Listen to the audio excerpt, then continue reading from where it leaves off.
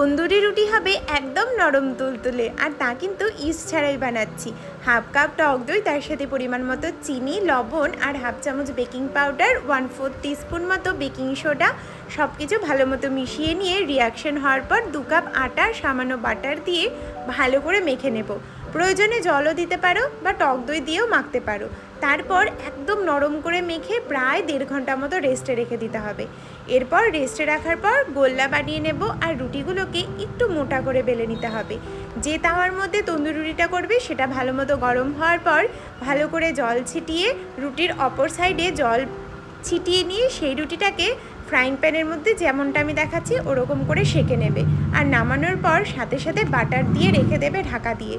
অনেকক্ষণ অবধি নরম থাকবে, ঠান্ডা হলেও শক্ত হবে না, এটা আমার গ্যারেন্টি।